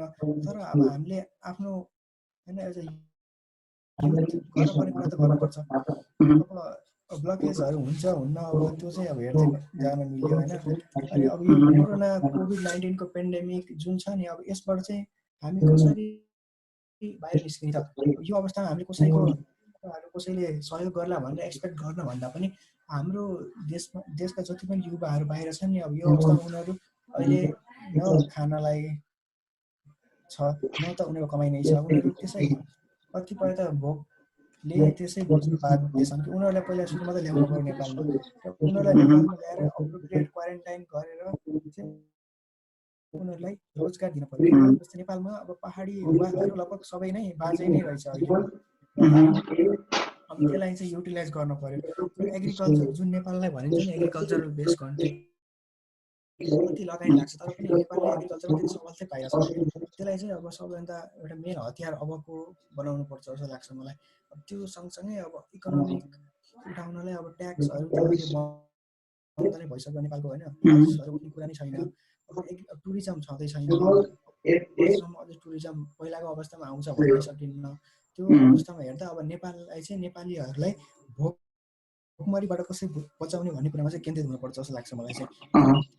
त्यसलाई चाहिँ केन्द्रित गरेर एग्रिकल्चरलाई स्ट्रङ बनाउने र इन्टरनल कुराहरूमा चाहिँ फोकस गर्ने एप्रोप्रिएट हुन्छ। त्यसो गर्दा नै एप्रोप्रिएट हुन्छ जस्तो चाहिँ मलाई लाग्छ अहिलेको अवस्थामा।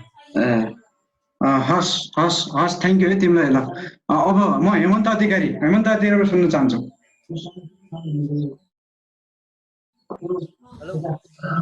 हेमन्त अधिकारी सुनिरहेछ? एकदम गर्न पर्यो है। एग्रिकल्चर गर्न पोल्ट्री पनि हामीले बनाउन सक्छौँ। एउटा मलाई एकदम यो कुरो खासमा एकदमै विवादित छ। यो भनेको कोरोना आउनुभन्दा अगाडि यो एकदम उठिरहेको टपिक छ। अब यो टपिक मैले यहाँ राख्न उचित हुन्छ कि यो टपिकले नै एकदम इकोनोमी नेपालको चाहिँ त्यो बढाउन सक्छ। हाम्रो यो श्रृङ्खला खतिवडाको बुवा हुनुहुन्छ नि उहाँले एउटा यो अब छुट्टै एउटा बस गर्ने खाले टपिक हो खासमा है।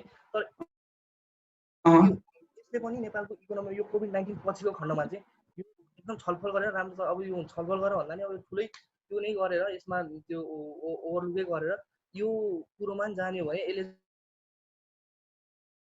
नेपालको इकोनोमी बढाउन चाहिँ एकदम ठुलो त्यो हुन सक्छ। अब यो अपनाउनु नअपनाउनु के छ भने त्यो चाहिँ लिगलाइजेसनको टपिक चाहिँ खासमा यो थियो जुन लिगलाइजेसन अफ सक्छ। अब यसको एडभर्स इफेक्ट धेरै नै होला नि।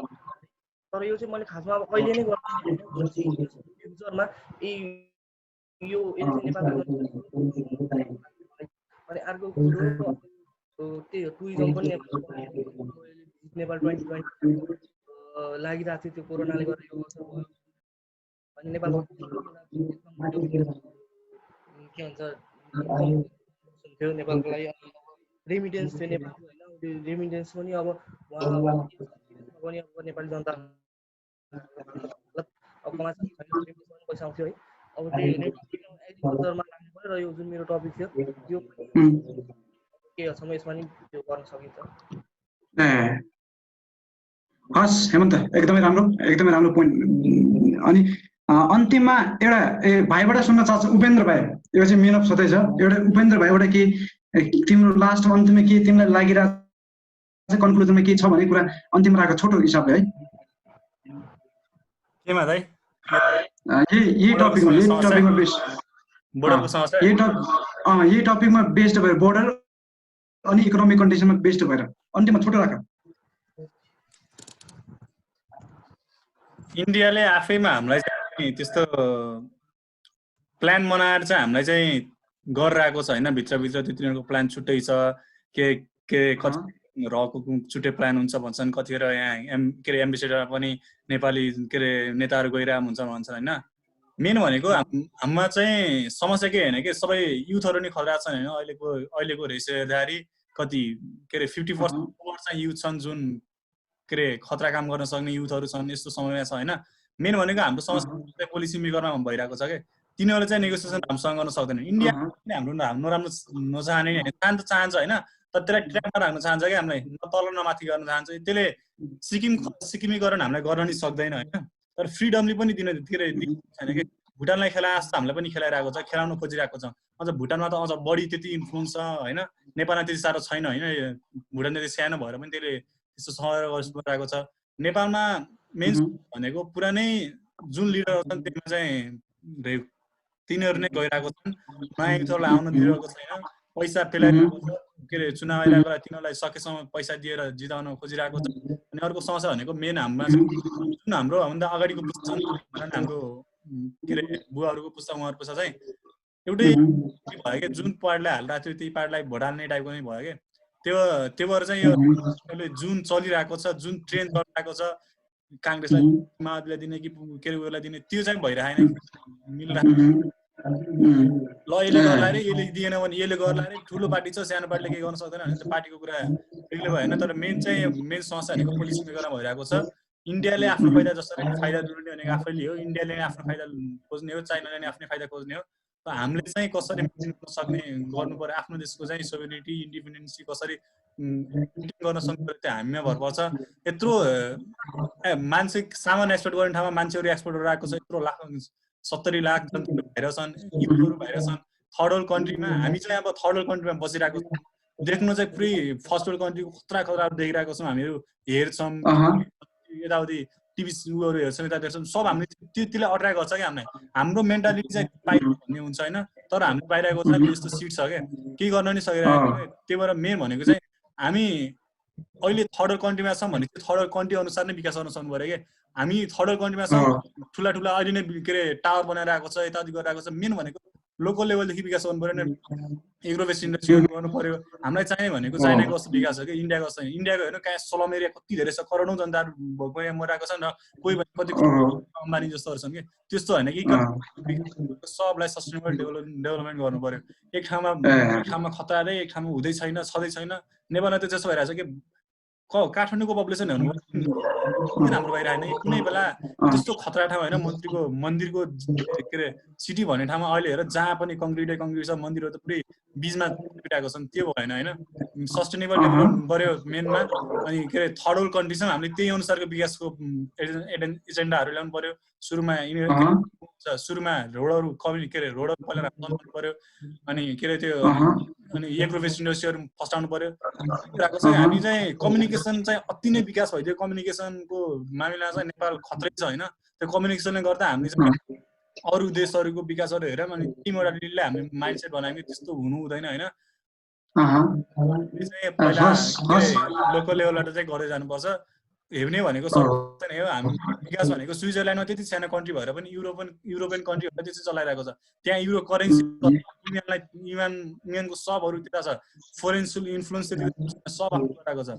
त्यो भएर चाहिँ गर्न सक्यो भने पोलिसी मेकरमा हुन्छ र युथहरू चाहिँ बाहिर गएकोहरूलाई अब गोल्डन चान्स छ। कोरोनाले गर्दा धेरै युथहरू फर्किन्छन्, तिनीहरूलाई चाहिँ म्यानेज गर्न सक्नु पर्यो भने चाहिँ म्यासिभ परिवर्तन आउँछ।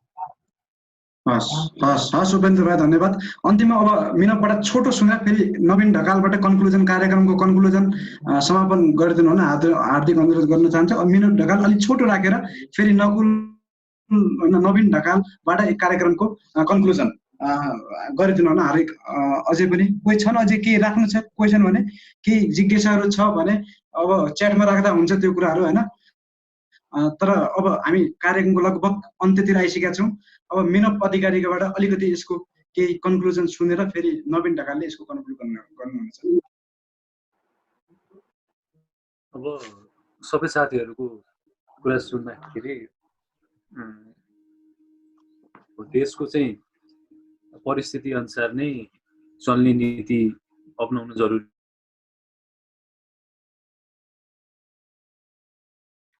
अब जुन अर्थतन्त्र धानेको इन्डस्ट्रीहरू भनौँ, अब टुरिज्म इन्डस्ट्री भयो, रेमिटेन्स इन्डस्ट्री भयो, रेमिटेन्स भयो होइन, जति पनि एक्सपोर्ट भइरहेछ नेपालबाट त्यो अब इन्डस्ट्रियल सेक्टर त्यो पार्टको भयो। अनि अब यो जुन अहिलेको जुन अब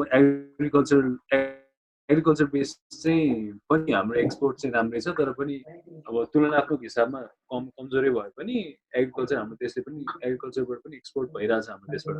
रिसेन्ट एउटा आर्टिकलमा हेर्दाखेरि चाहिँ कस्तो थियो भने अब अहिलेको जुन यो पेन्डेमिक चलिरहँदाखेरि नेपालले खानेकुरा अथवा हुन्छ नि एउटा फुड हार्भेस्टिङ गर्न सक्ने नेपाली जनताले खान सक्ने क्षमता भएर 10 महिनासम्म चाहिँ नेपालले चाहिँ धान्न सक्ने हिसाबको हामीसँग खाद्यान्न छ भन्ने कुरो चाहिँ एउटा आर्टिकलमा रहेछ होइन। त्यस्तै मैले अर्को पनि एउटा के देखेँ भने वर्ल्ड ब्याङ्कले निकालेको एउटा रिसेन्ट आर्टिकल नै हो त्यो पनि।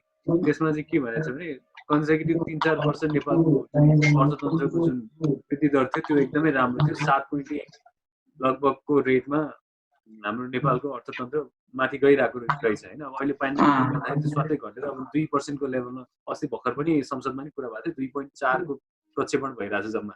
7 बाट झरेर 2.4 मा झरिसकेको छ भनेपछि अब कति घाटा छ भने अघि हाम्रो एकजना साथीले भन्नुभएको थियो जुन 350 करोडको कुरा गर्नुभयो उहाँले त्यो 350 को डेफिसिट 250 को डेफिसिट छ हामीलाई भन्ने कुरो गर्नुभयो। त्यहीबाट पनि कोरिलेट गर्न सकिन्छ होइन। अब सोल्युसनतिर जाँदाखेरि चाहिँ अब मेन भनेको 25-30 लाख जना मान्छे त्यसरी नेपाल फर्किसकेपछि जुन चाहिँ एउटा लेबर रूपमा अथवा लेबर अथवा कुनै स्किल म्यान पावरको रूपमा इन्डिया अथवा अरू देशहरूमा काम गरिराख्नु भएको जति पनि हामी नेपाली दाजुभाइ दिदीबहिनीहरू हुन्छ उहाँहरूलाई चाहिँ कसरी नेपालमा चाहिँ उहाँहरूलाई एसिमुलेट गराउने होइन। कुनैपछि पनि अब धेरै जसो डब्लुएचओले भनिराख्दाखेरि अब यो निर्मूलन नहुन सक्ने चान्सेस धेरै छ भन्ने कुरो पनि डब्लुएचओले गरिरहेछ होइन। त्यो देख्दा देख्दै नै हामीले पनि के आत्मसात गर्नुपर्ने जरुरी छ भने यो रोग रहिरहन्छ योसँग जिउन हामीले सिक्नुपर्छ भन्ने हिसाबले पनि मेन्टालिटी हामीले बनाउनु जरुरी छ फर्स्ट अफ अल नेपाली जनता र संसारकै मान्छेहरूले पनि ग्लोबल सिटिजनहरूले पनि विचार गर्नुपर्ने कुरो त्यही नै छ। त्यही नै आइरहेछ अहिले मेजर मिडिया लाइनहरुमा हैन। त्यो कारणले गर्दाखेरि हाम्रो मेजर भनेको मेन्टली हामी स्ट्रङ हुनुपर्छ। यो पोस्ट PSTD भन्छ यो पोस्ट स्ट्रेस ट्रमेटिक डिसअर्डर भन्छ। यो के भने यो जब यो कुनै एउटा घटनाक्रम घटिसकेपछि त्यसले पार्ने स्ट्रेसले गर्दाखेरि मान्छेको डिसिजन मेकिङमा धेरै असर पर्छ भन्छ हैन। अहिलेको यो स्थिति जस्तो विद्यार्थीहरूलाई अथवा इभन हामीलाई हाम्रो जुन हिसाबले हाम्रो फ्यामिली चलिरहेछ जसरी हाम्रो मेन फ्यामिलीमा कसले गर्दाखेरि हाम्रो फ्यामिली चलिरहेछ उहाँहरूलाई स्ट्रेस हुने बेला हो किनभने काम भन्ने चिज ठप्प छ, व्यापार भन्ने चिज ठप्प छ हैन। अब घर परिवार पाल्नै पर्यो हैन। अनि यो यावत कुराहरू व्यवहारिक कुराहरू धेरै भएको कारणले गर्दा PSTD को समस्या पनि धेरै हुन सक्ने देखिएको छ। अब त्यो एउटा पार्ट त मानसिक रूपमा रेडी हुने पार्ट एउटा छँदैछ भने व्यवहारिक रूपमा रेडी हुने पार्ट अर्को छ। व्यवहारिक रूपमा रेडी हुने पार्ट भनेको सरकारी नीतिले नै हामीलाई सहयोग गर्ने देखिन्छ नेपालको स्थितिमा हैन। अब इन्डिभिजुअल रूपमा कुनै पनि अब एउटा कम्पनी स्टार्ट गर्दाखेरि पनि त्यसमा लगाइने जुन अब अहिलेको पेन्डेमिकबाट पोस्ट पेन्डेमिक जाँदाखेरि लगाइने जुन सरकारले लगाउने ट्याक्सेसहरू सरकारले लगाउने जति पनि प्रावधानहरू छ त्यसलाई चाहिँ कतिको लचिलो बनायो भने मान्छेहरूलाई इन्भेस्ट गर्न प्रोत्साहन गर्छ भन्ने कुराहरूलाई हामीले जोड दिनुपर्ने जस्तो लाग्छ मलाई हैन। अब इन्डस्ट्रिजहरू फरक छ। टुरिज्म सेक्टरमा इन्भेस्ट गर्न सकिएला, त्यसपछि हाइड्रो पावरमा इन्भेस्ट गर्न सकिएला। जुन सेक्टरमा हाम्रो नेपाल धनी छ त्यसलाई ल्याएर त्यसलाई डिफरेन्सिएट त्यसलाई एलोकेट गरेर हामीले यदि कामहरू अथवा इन्भेस्टमेन्ट यदि हामीले इन्भेस्टमेन्टको एउटा सिनारियो बनायो भने त्यसले चाहिँ नेपालको इकोनोमीमा तुरुन्तै नभए पनि दूरगामी हिसाबले भए पनि त्यसले असर चाहिँ पक्कै पर्छ र राम्रै असर गर्छ मलाई फर्स्ट अफ अल।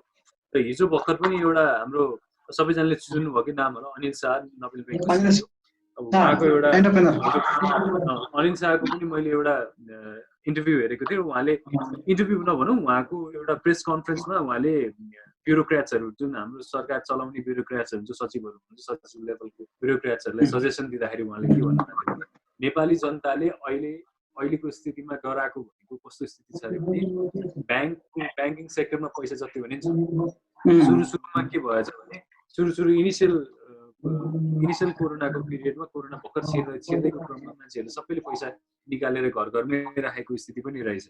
र त्यो अहिले बिस्तारै जब 2 महिना 3 महिना अब जब 2 महिना लागिसकेपछि मान्छेहरूलाई के विश्वास भएछ भने अब यसरी हुँदैन हैन। यसरी यो अब आखिरमा डिजिटल हिसाबले पैसा ट्रान्जिट गर्न सकिँदो रहेछ, एटिएममा नि पैसा तुरुन्तै पाइँदो रहेछ भनेपछि घरमा पैसा राख्नु झन् मूर्खता हुन्छ भनेर मान्छेहरूले ब्याङ्कमै गएर पैसा जम्मा गर्न थालिसक्यो भन्ने कुरा उहाँले जनाउनु भएको थियो। त्यो भन्नुको अर्थ के भने इन्भेस्टमेन्ट भनेको त हामीले जनताको पैसाबाट इन्भेस्टमेन्ट गर्ने हो। जनताले यदि ब्याङ्कलाई विश्वास गरेर जनताले यदि इन्भेस्टमेन्ट ब्याङ्कलाई दिन्छ भने ब्याङ्कबाट इन्भेस्टमेन्ट गरौँ। ठुलो इन्डस्ट्री सेक्टरमा हामीले इन्भेस्ट गर्छौँ हैन। इन्भेस्ट गरिसकेपछि त्यसले एटलिस्ट अहिले 2-3 वर्षमै नदेखाए पनि 10 वर्षमा त एउटा न एउटा पोजिटिभ इम्प्याक्ट त पक्कै देखाउँछ भन्ने हिसाबको उहाँले कुरा राख्नु भएको थियो हैन। डिफ्रेन्ट सेक्टरमा एउटै सेक्टरमा हैन ब्याङ्कसँग छ पैसा हामी इन्भेस्ट गर्न तयार छौँ। तपाईहरुले हामीलाई सेक्टर डिभाइड गरेर यदि हामीलाई भनिदिनु भयो र त्यही अनुसारको हामीलाई प्रोज एन्ड कन्स देखाइदिनु भयो भने हामीले त्यही अनुसारले इन्भेस्ट गर्ने एउटा वातावरण पनि बन्छ भन्ने कुरो गर्नु भएको छ। र यस्तै कुराहरू राख्दाखेरि चाहिँ कस्तो हुन्छ भने नेपालको स्थितिमा नेपालीले नै गर्न मिल्ने चिजहरू नेपालमा एकदम मिल्ने हिसाबको इन्भेस्टमेन्ट जस्तो टुरिज्म सेक्टर भयो, एग्रिकल्चर सेक्टर भयो, यसमा पछिसम्म चल्ने हिसाबले यदि अलिकति भिजनरी हिसाबले यदि हामीले इन्भेस्टमेन्ट गऱ्यौँ भने चाहिँ नेपालको अर्थतन्त्र 2-4 वर्षमा केही माथि लाग्ला कि माथि लिने एउटा सुट लिन्छ कि भन्ने विश्वास हो। अब यो कति लम्बिन्छ भनेर त अझै पनि थाहा छैन हामीलाई। 2 महिनाको होइन, 2 महिना भइसकेको छ, अझ 3-4 महिना लम्बियो भने अझै घाटा हुने स्थिति छ। अब हामीले चाहिँ के भने अघि हाम्रो एकजना मभन्दा अगाडि जो बोल्नु भएको साथीले एउटा एकदमै राम्रो कुरा के उठाउनु भयो भने थर्ड वर्ल्ड कन्ट्रीले फर्स्ट वर्ल्ड कन्ट्री र सेकेन्ड वर्ल्ड कन्ट्रीको कुराहरूलाई हेरेर त्यो अनुसारको इम्प्लिमेन्टेसन गर्नुभन्दा थर्ड वर्ल्ड कन्ट्रीले अर्को थर्ड वर्ल्ड कन्ट्रीसँग समन्वय गरेर कसरी एकअर्कालाई सहयोग गरेर माथि जान सकिन्छ त्यसरी गर्न सक्यो भने उहाँले भन्नुभयो यदि मैले सही बुझेको छु भने उहाँले भन्नुभयो एकदमै राइट अन द पोइन्ट छ होइन। किनभने हामीले अब अमेरिकाको कुरा हेरेर, स्विजरल्यान्डको कुरा हेरेर, सिङ्गापुरको कुरा हेरेर हामीले कुरा गर्ने भन्दा पनि हामी जस्तै अर्को देश कुन छ जोसँग हामीले इजिली ट्रेड गर्न सक्छौँ र उहाँहरूलाई हामीले दिन सक्ने चिजहरू उहाँलाई पनि आवश्यक छ भने त्यस्तो देशहरूसँग हामीले ट्रान्जेक्ट गर्न सक्यो भने चाहिँ अझै राम्रो हुन्छ देशको इकोनोमीलाई पनि र देशको एउटा जिडिपीलाई पनि राम्रो हुन्छ भन्ने हिसाबले लोकली प्रड्युस भएको सामानहरूलाई एक्सपोर्ट गर्न सक्यो भने यस्तो कुराहरू जस्तो साथीहरूले अघि भन्नुभएको कुरा सबैलाई एसिमुलेट गरेर त्यसरी अगाडि बढ्न सक्यो भने चाहिँ जहाँसम्म लाग्छ देशले एउटा फेरि नयाँ मोडमा देश जानेछ व्यक्तिगत रूपमा कसरी आउँछ अगाडि। अनि आजको कार्यक्रमको के छ तपाईँको के जिज्ञासा छ? आजको कार्यक्रममा के छ, कस्तो भयो, के छ, यसको फिडब्याक केही छ? आजको कार्यक्रममा अब सुरुमा आयुष्कर्ण भाइकोबाट स्टार्ट भयो। अब कलेजमा दोषारोपण गरियो कलेजप्रति। अब त्यो के एक हिसाबले त्यो सही पनि छ। अब त्यसमा अब धेरै भित्र पनि नजाउँ, त्यसभित्र जाँदाखेरि फेरि धेरै कुरो निस्किन्छ यहाँ होइन। तर त्यो बाबु भाइले जुन आयुष भाइले गरेको जुन एफर्ट छ त्यसलाई चाहिँ म अझै पनि एकदमै सल्युट गर्छु र उहाँको एज सुन एज कलेज रिओपन्स म सिएसआइटीको विद्यार्थी भए पनि मैले पनि इन्जिनियरिङ भनेर सिएसआइटी भनेर कहिले पनि डिफ्रेन्सिएट गर्ने गरेको छैन गणेश होइन। मैले सधैँ त्यही नै टिम हो जस्तो मैले गर्छु र उहाँहरूलाई त्यही अनुसारले नै भनिरहेको हुन्छु। त्यो भएको कारणले गर्दा तपाईँलाई चाहिँ मेरो पनि अब मलाई अहिले चिन्नुभयो, अब पछि पनि अब कलेजमा भेटेपछि पक्कै चिन्नु फेरि फिजिकली पनि त्यो हिसाबले हेर्दाखेरि चाहिँ अब नेक्स्ट टाइम हामी भेट्दाखेरि चाहिँ तपाईँको प्रब्लम्सहरू छ जुन तपाईँहरूको जुन इनोभेसन गर्ने माइन्डहरूलाई चाहिँ त्यत्तिकै राख्नुलाई हामी अझै प्रोत्साहन गर्छौँ र अप्टिमिस्टिकै भएर बसिराख्नु होला, पेसिमिस्ट पक्कै नहुनु होला। कलेज भनेको हाम्रै हो, हामीलाई कलेजको माया पनि छ, कलेजलाई पनि हाम्रो माया चाहिँ पक्कै पनि छ। तर पनि एउटा बिचमा हुनुपर्ने 2-4 कुराहरू त्यो मिलाइसकेपछि चाहिँ पक्कै पनि हाम्रो आफ्नो मेन अब्जेक्टिभमा हामी पक्कै पनि पुग्छौँ। त्यही भन्दै मलाई चाहिँ आजको सेसन अघिल्लो सेसन पनि रमाइलो थियो, अहिले पनि रमाइलो छ। भोलि हुने सेसन पनि यदि मलाई इन्क्लुड गर्नुहुन्छ भने झन् म खुसी नै हुन्छु, म आउँछु नै होइन। भोलि सायद हामी एक दिन ग्याप गरेर हिसाबले गरिरहेको छ, पछि हुन्छ सेसन हामी जरुर इन्भाइट गर्छौँ तपाईँलाई। ल